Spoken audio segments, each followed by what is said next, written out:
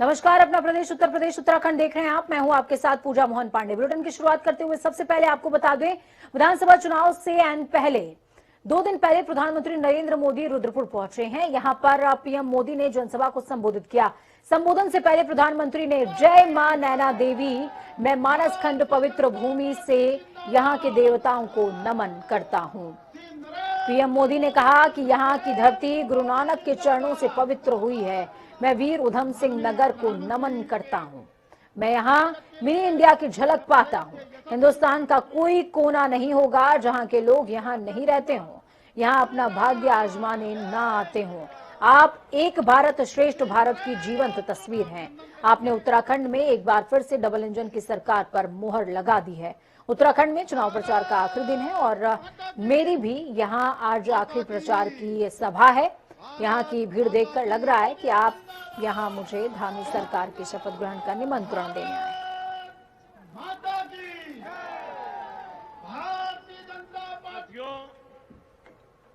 उधम सिंह नगर में एक तरह से मिनी इंडिया की झलक दिखती है। हिंदुस्तान का ऐसा कोई कोना नहीं होगा जहां के लोग यहां नहीं रहते हो, यहां अपना भाग्य आजमाने नहीं आते हो। आप एक भारत श्रेष्ठ भारत की जीवंत तस्वीर है।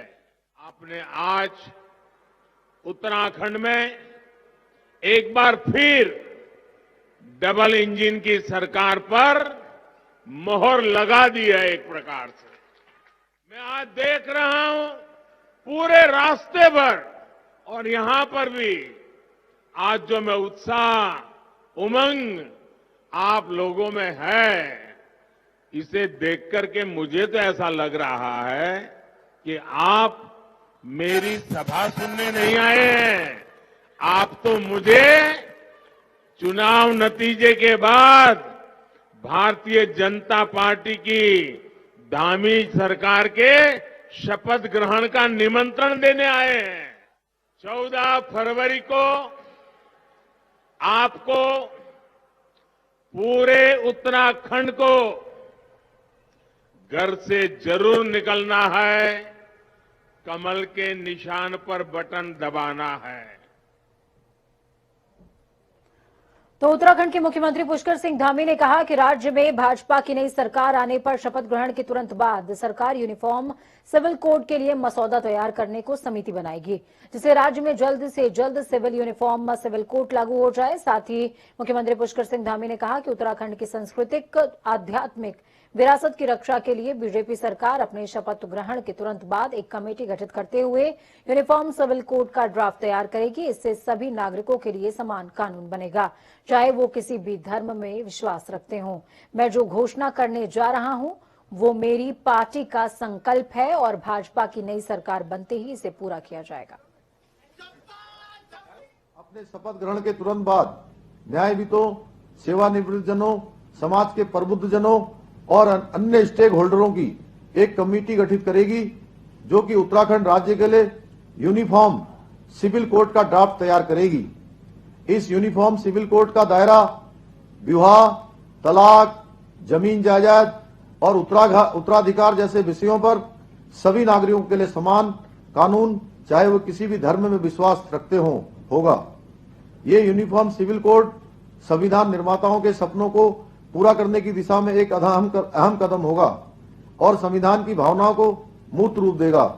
ये भारतीय संविधान के आर्टिकल 44 की दिशा में भी एक प्रभावी कदम होगा, जो देश के सभी नागरिकों के लिए समान नागरिक संहिता की संकल्पना प्रस्तुत करता है।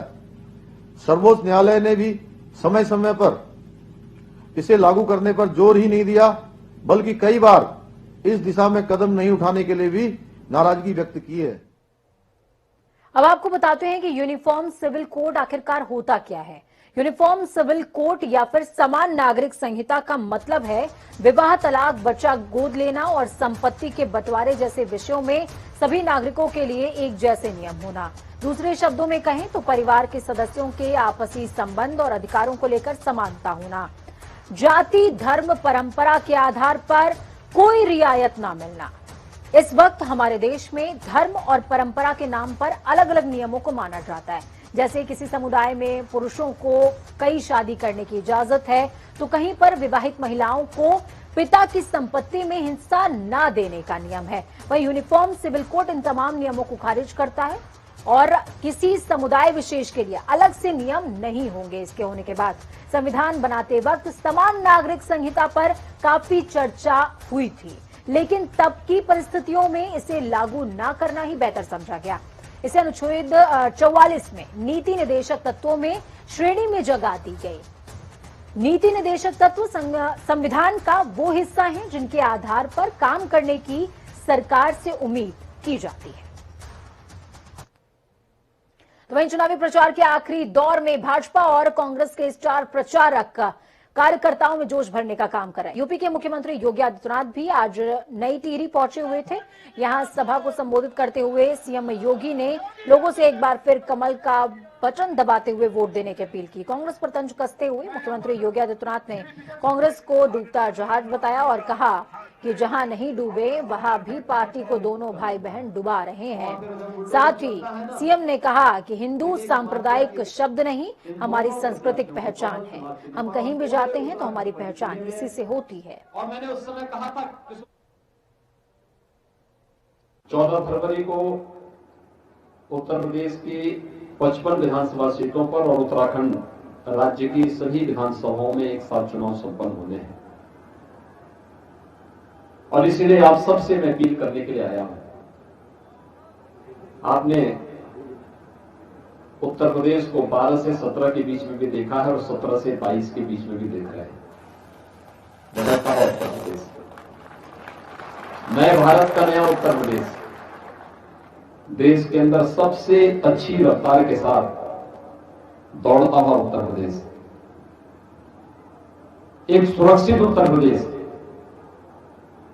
और आप सब इस बारे में जान रहे हैं कि मैं आप सबसे अपील करने इसलिए आया हूं क्योंकि उत्तराखंड एक तो मेरी जन्मभूमि है। उत्तर प्रदेश में अपराधी और माफियाओं के खिलाफ जब हम कार्रवाई करेंगे और भारतीय जनता पार्टी की सरकार उत्तराखंड में नहीं होगी तो ये जितने माफिया और अपराधी हैं सब उत्तराखंड में शरण लेकर के यहां तबाही मचाएंगे। चुनाव आएंगे जाएंगे,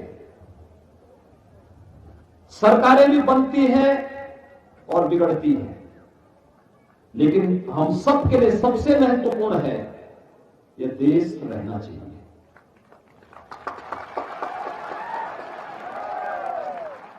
क्योंकि इसके साथ कोई समझौता नहीं हो सकता।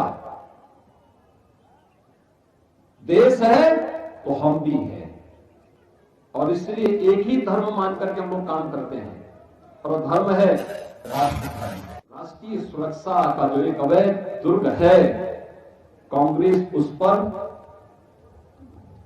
छेद करना चाहती है, कांग्रेस उसके साथ खिलवाड़ करना चाहती है। क्योंकि जब कोई पार्टी लावारिस होती है तो उसका यही हाल रहता है कांग्रेस का।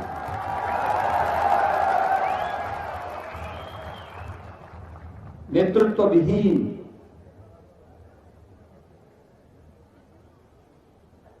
और वहां पर तो इस समय एक नई होड़ चली है, हिंदुओं को कितना अपमानित कर दो। जिनको स्वयं ये नहीं मालूम कि वे स्वयं हिंदू हैं या नहीं है, वे हिंदू की परिभाषा बोल रहे हैं।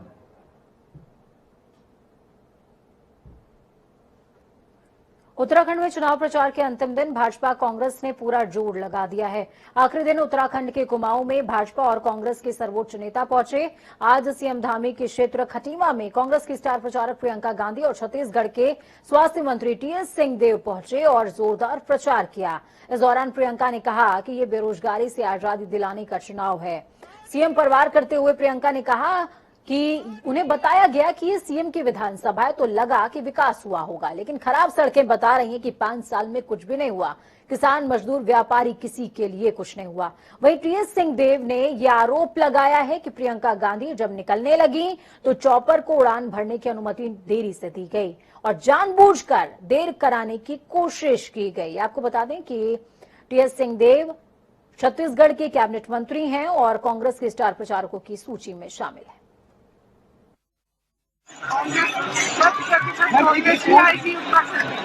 उत्तराखंड के लोग उठ चुके हैं, ये सब बातें नहीं सुनना चाह रहे हैं। वो जानना चाह रहे हैं कि जब कोरोना हुआ तो स्वास्थ्य की सुविधाएं कहाँ थी, ये लोग कहाँ थे। वो जानना चाह रहे हैं कि जो पलायन करके गए हैं, जो कमाते हैं, जो लॉकडाउन के समय यहाँ वापस पैदल अपने आप आने की कोशिश कर रहे थे, उनको किसी मदद क्यों नहीं थी।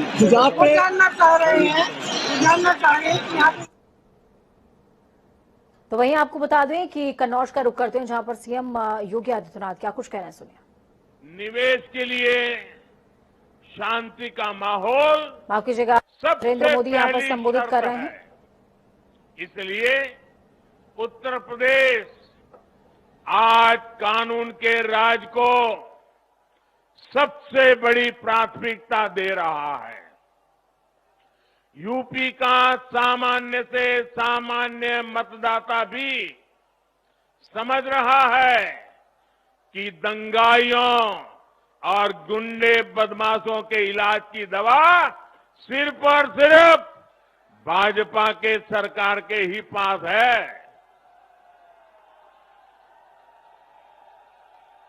मुझे याद है एक समय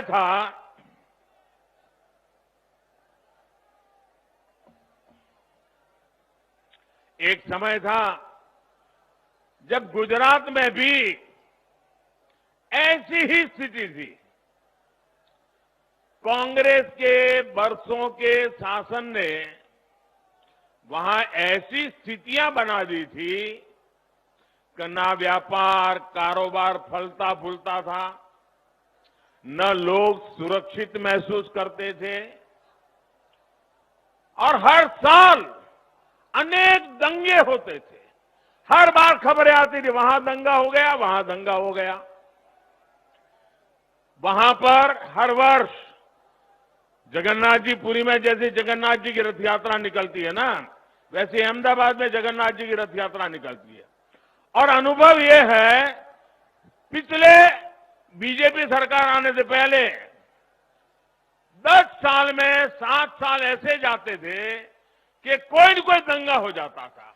इतना ही नहीं, पतंग जगाने में दंगा, रास्ते पर आते जाते दंगा, यानी हर साल हर छोटी मोटी बात पे दंगे होते थे और दंगों की वजह से कर्फ्यू लगता था, संपत्ति जलती थी, हत्याएं होना तो आम बात हो गई थी, लोगों को मोहल्ले के मोहल्ले खाली करके भागना पड़ता था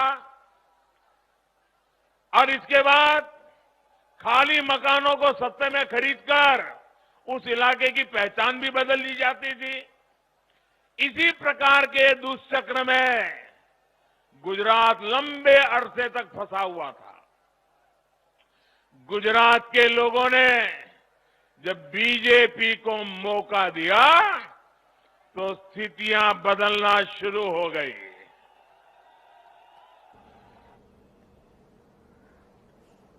तो वहीं कांग्रेस ने चुनाव प्रचार का अनूठा अंदाज भी अपनाया है। उत्तराखंड के मुद्दों को लेकर स्वाभिमान थीम के गीत पर पहाड़ी युवक कांग्रेस के हर मंच पर डांस करते नजर आए।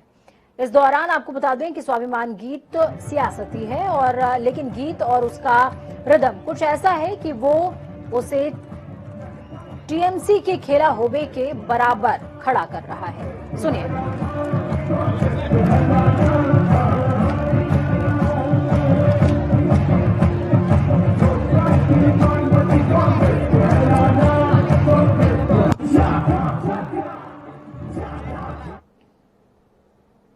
तो 4 धाम 4 काम इस गाने का थीम है और साथ में आपको ये बता दें कि कांग्रेस ने 4 धाम 4 काम का वादा भी किया है, साथ में एक अलग से डिपार्टमेंट बनाने की भी बात कही है। खबरों में आगे बढ़ेंगे। बड़ी खबर सामने आ रही है, बीजेपी ने एक और नई सूची जारी की है। बीजेपी ने 9 प्रत्याशियों की सूची जारी की है। मऊ से अशोक सिंह बीजेपी के उम्मीदवार होंगे। मुबारकपुर से अरविंद जायसवाल सिंह को टिकट दिया गया है और घेरावल से अनिल मौर्य का नाम सामने आ रहा है।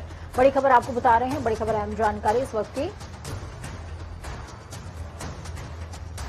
इस खबर पर ज्यादा जानकारी के लिए अनूप हमारे साथ में जुड़ चुके हैं। अनूप, क्या कुछ अपडेट है ग्राउंड जीरो से, क्योंकि जिस तरीके से बीजेपी ने अब एन वक्त पर 9 उम्मीदवारों की जो सूची जारी की है वो बेहद खास हो जाती है। देखिए, भाजपा ने आज 9 प्रत्याशियों की सूची जारी की है, जिसमें सबसे रोमांचक बात करें तो सुभाषपा के ओम प्रकाश राजभर के खिलाफ कालीचरण राजभर को मैदान में भाजपा ने उतार दिया। निश्चित तौर पर एक कड़ा मुकाबला होने वाला है, क्योंकि जिस तरीके से राजभर लगातार कोशिश कर रहे थे कि जो जहूराबाद से उनकी जो सीट है वो काफी दबदबा उनका था। इस समय वो जाति समीकरण की बात करें तो रोज 2 रात भर अगर आपस में लड़ेंगे तो निश्चित तौर पे एक कड़ा मुकाबला हो जाएगा। ठीक उसी प्रकार से मऊ की अगर बात करें, मऊ से भाजपा ने अशोक सिंह को अपना प्रत्याशी बनाया है। निश्चित तौर पे वहां के जो समीकरण है एक जो देखते हुए भाजपा ने प्लानिंग के तहत इस तरीके से अशोक सिंह को उतारा है। तो निश्चित तौर पे जो सभी जो सीटें हैं उसको देखते हुए भाजपा ने की एक जो प्लानिंग रहती है, पहले स्क्रीनिंग कमेटी वो प्रत्याशी पर कहीं न कहीं जिताऊ प्रत्याशी की तलाश करती है और वहां के सर्वे कराने के बाद ही निर्णय लेती है सोच समझकर, क्योंकि दिल्ली में जो केंद्रीय नेतृत्व की जो बैठक होती है उस पर बहुत सारे निर्णय होते हैं। जिले से भी, संगठन से भी चर्चा होती है, लेकिन उसके बाद फाइनल जो निर्णय दिल्ली से होता है। तो ये जो 9 प्रत्याशियों की सूची है, निश्चित तौर पे कहीं न कहीं भाजपा अपने जो जातिगत समीकरण के अनुसार बात करें या फिर लोकप्रियता के अनुसार सभी प्रत्याशियों को खोजबीन करें 9 प्रत्याशियों की सूची जारी की गई। पूजा, बहुत शुक्रिया अनूप हमारे साथ जुड़ने के लिए, अहम जानकारी साझा करने के लिए। तो बात उत्तर प्रदेश की सियासत की कर लेते हैं। पहले चरण का चुनाव निपटने के बाद अब सभी पार्टियों के दिग्गजों ने दूसरे चरण के चुनावों के लिए ताकत झोंकना शुरू कर दिया है। सत्तारूढ़ बीजेपी समेत सभी दलों के नेताओं ने दूसरे चरण में अपने उम्मीदवारों का माहौल बनाने के लिए पूरा दम लगा दिया है। प्रधानमंत्री नरेंद्र मोदी, गृहमंत्री अमित शाह, मुख्यमंत्री योगी आदित्यनाथ, सपा अध्यक्ष अखिलेश यादव समेत तमाम बड़े नेताओं ने दूसरे चरण के चुनाव वाले जिलों में ताबड़तोड़ जनसभाएं करते हुए अपने उम्मीदवारों के लिए वोटों की अपील की। दूसरे चरण का चुनाव 14 फरवरी को सुनिश्चित है। इसके लिए आज शाम 6 बजे यानी कि अब से कुछ ही देर के बाद प्रचार थम जाएगा। आपको ये बता दें कि दूसरे चरण में 9 जिलों की 55 सीटों पर मतदान होने सुनिश्चित हुए हैं। इसके लिए शुक्रवार को सहारनपुर, बिजनौर, मुरादाबाद, संभल, रामपुर, बरेली, अमरोहा, शाहजहांपुर और बदायूं में राजनीतिक दलों के बड़े नेताओं और स्टार प्रचारकों ने अपने पक्ष में माहौल बनाने के लिए ताबड़तोड़ सभाएं की हैं। तो इस सभा सुप्रीमो अखिलेश यादव बदायूं में जनसभा करते नजर आए। उन्होंने कहा कि 10 फरवरी के पहले चरण के मतदान में जनता ने बीजेपी को नकार दिया। उन्होंने कहा कि पहले चरण के चुनाव के बाद से ही बीजेपी के नेता ठंडे पड़ गए हैं और उनके नेता बोल रहे हैं कि 10 मार्च के बाद वो गर्मी निकाल देंगे। सपा सुप्रीमो अखिलेश यादव ने योगी सरकार पर निशाना साधते हुए कहा कि पंचायत चुनाव को याद कीजिए, इन लोगों ने वोट डालने गई महिलाओं के कपड़े तक फाड़ दिए थे। तो साथियों ने साइकिल की ऊंचाई बढ़ा दी है पीछे। मैं देख सकता हूं कि बड़ा उत्साह और जोश दिखाई दे रहा है और ये उत्साह इसलिए दिखाई दे रहा है कि जो चुनाव का परिणाम आना था 10 मार्च को, जिसको भी पता होगा, जानकारी होगी कि जब पहले चरण का वोट पड़ा है, पहले चरण की जनता ने ही फैसला सुना दिया है।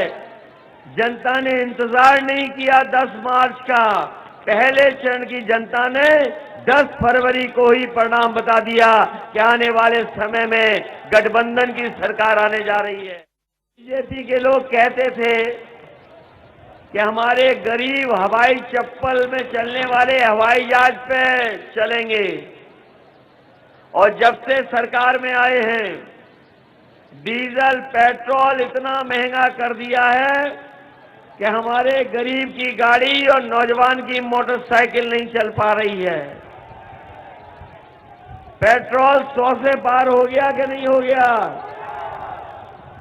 और ये भारतीय जनता पार्टी वाले आ गए तो हो सकता है पेट्रोल 200 से पार हो जाए। ये भरोसा है कि नहीं है? और बदायूं के लोगों को, संभल के लोगों को, मुरादाबाद के लोगों को बताओ, बदायूं के लोगों कितने वोट से जिताने वाले हो और सीटें कितनी जिताने वाले हो? इस बार तो लग रहा है पहले से ज्यादा तैयारी है। एक भी सीट कोई दल नहीं जीत पाएगा, पूरा सफाया होने जा रहा है। बताओ सफाया होने जा रहा है कि नहीं होने जा रहा है? बीजेपी के लोगों के भाषण सुने कि नहीं सुने? एक उनके नेता कह रहे हैं कि गर्मी निकाल देंगे। सुना है कि नहीं सुना? क्या उनके एक नेता कह रहे हैं कि गर्मी निकाल देंगे, लेकिन जैसे ही पहले चरण का चुनाव हुआ उनके कार्यकर्ता नेता ठंडे पड़ गए हैं